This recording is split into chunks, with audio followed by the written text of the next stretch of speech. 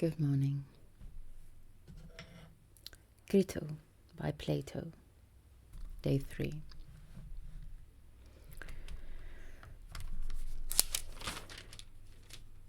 Socrates speaking. Well, have you any against the laws which deal with children's upbringing and education, such as you had yourself? Socrates is speaking on behalf of the laws. Are you not grateful to those of us laws which were instituted for this end, for requiring your father to give you a cultural and physical education? Yes, I should say. Very good. Then since you have been born and brought up and educated, can you deny in the first place that you were our child and servant, both you and your ancestors? And if this is so, do you imagine that what is right for us is equally right for you, and that whatever we try to do to you, you are justified in retaliating?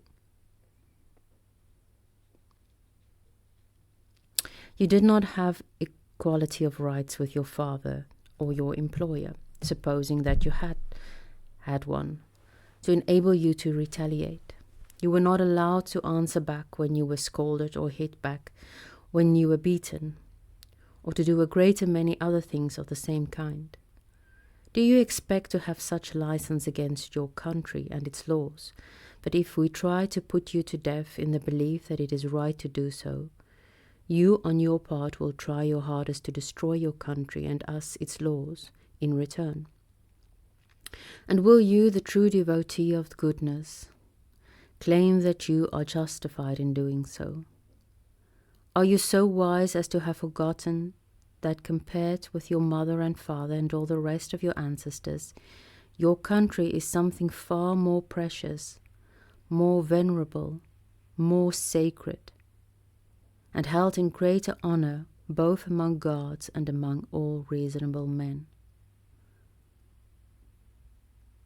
Do you not realize that you are even more bound to respect and placate the anger of your country or your culture? Culture, not your culture, culture.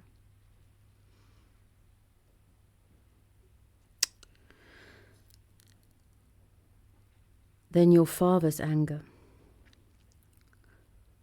That if you cannot persuade your country, you must do whatever it orders.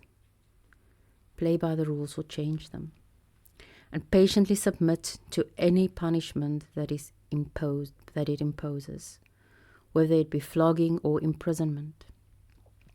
And if it leads you to war, to be wounded or killed, you must comply, and it is right that you should do so. You must not give way or retreat or abandon your position, both in war and in law courts and everywhere else. You must do whatever your city and your country command, or else persuade them in accordance with universal justice.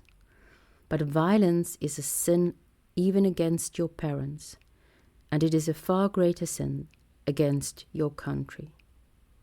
What shall we say to this, Crito? That what the laws say is true or not?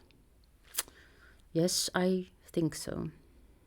Consider then, Socrates, the laws would probably continue, whether it is also true for us to say that what you are now trying to do to us is not right, although we have brought you into the world and reared you and educated you, and given you and all your fellow citizens a share in all the good things at our disposal.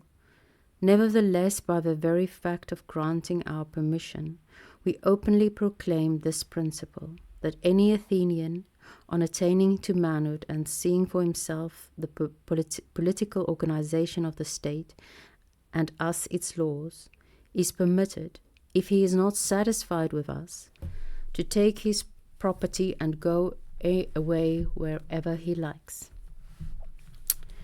If any of you chooses to go to one of our colonies, supposing that he should not be satisfied with us and the state, or to emigrate to any other country, not one of us laws hinders or prevents him from going away, wherever he likes, without any loss of property.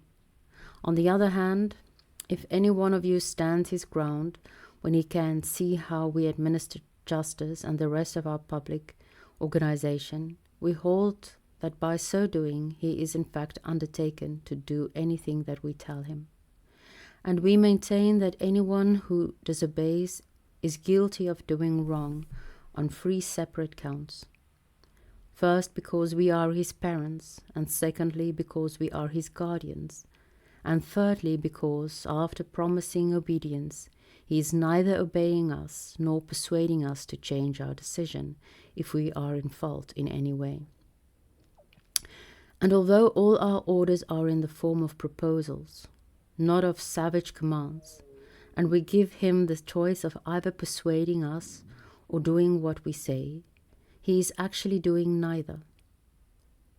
These are the charges, Socrates, to which we say that you will be liable if you do what you are contemplating, and you will not be the least culpable of your fellow countrymen, but one of the most guilty.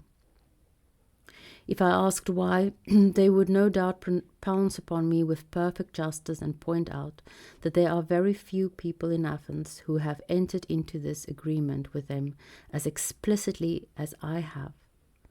They would say, Socrates, we have substantial evidence that you are satisfied with us and with the state.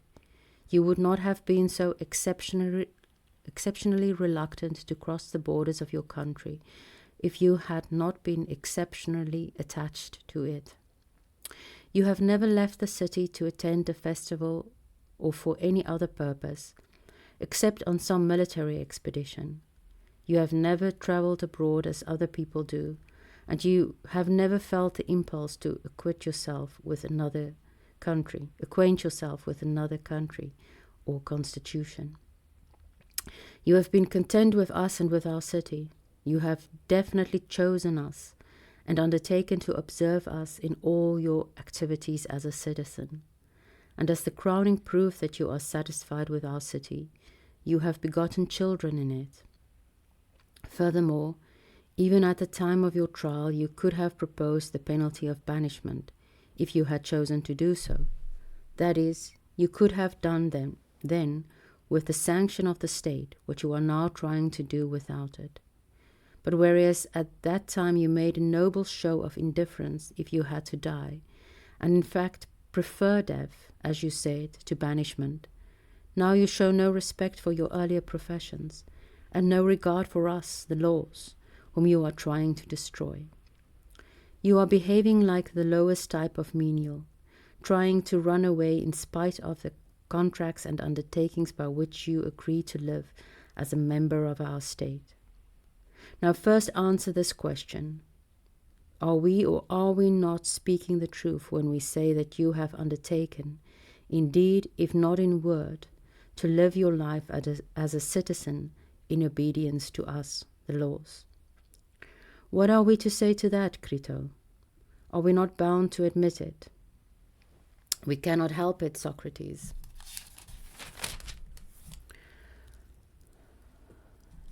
It is a fact, then, they would say, that you are breaking covenants and undertakings made by us, although you made them under no compulsion or misunderstanding, and were not compelled to decide in a limited time.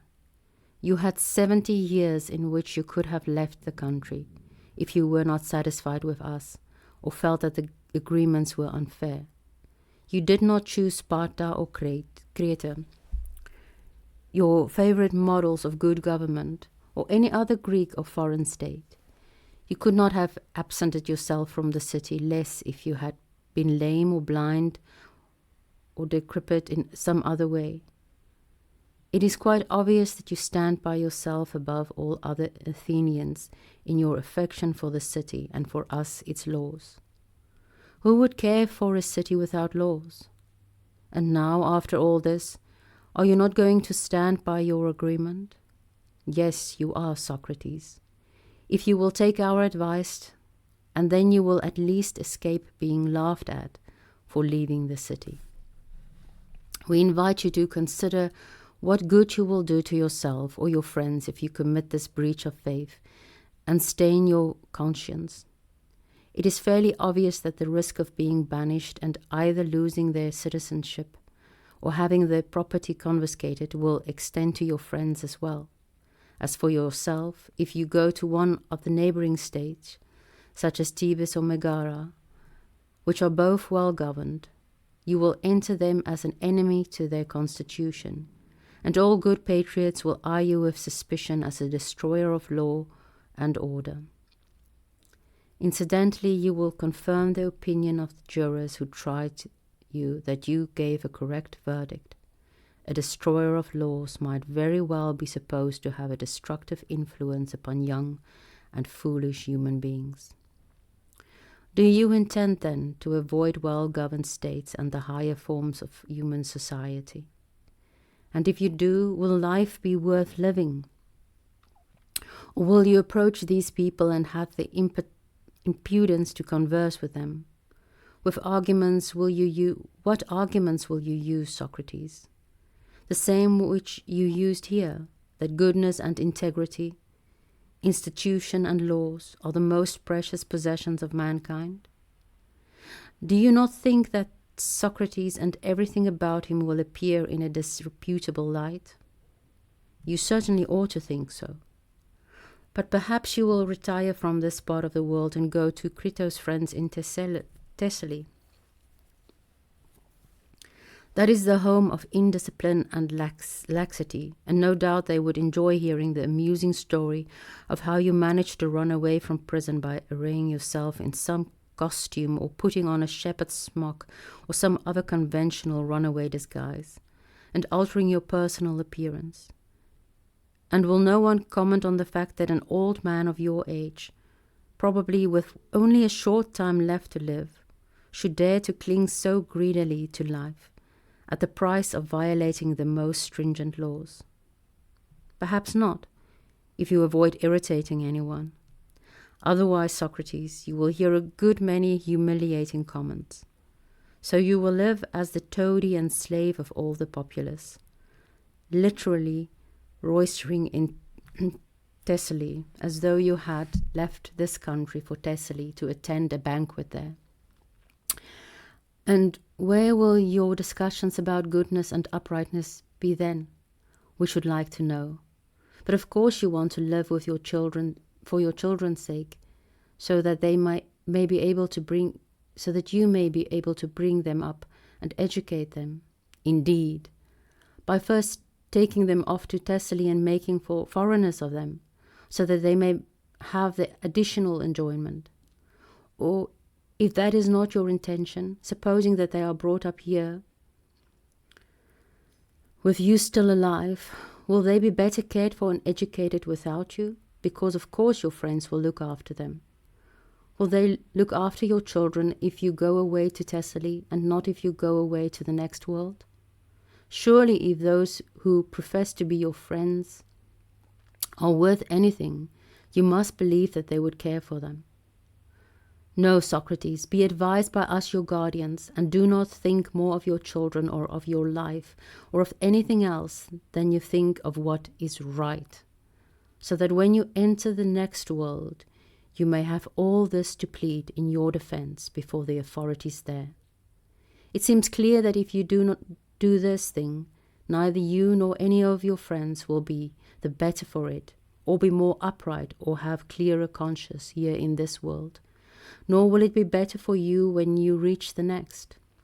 As it is, you will leave this place, when you do, as the victim of a wrong done not by us, the laws, but by your fellow men.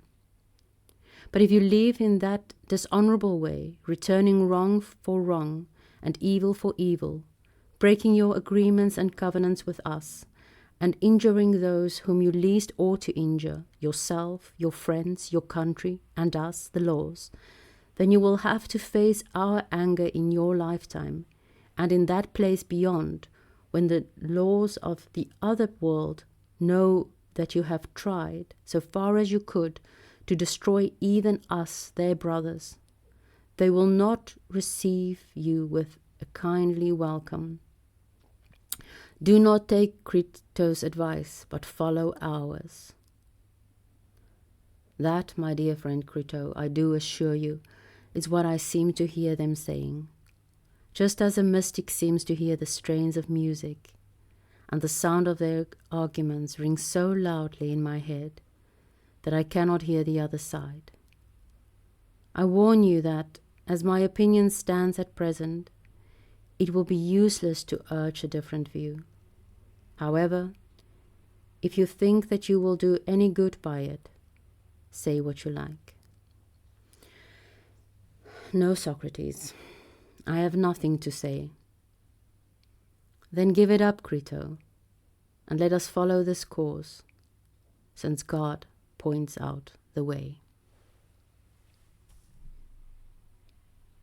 Have a beautiful day.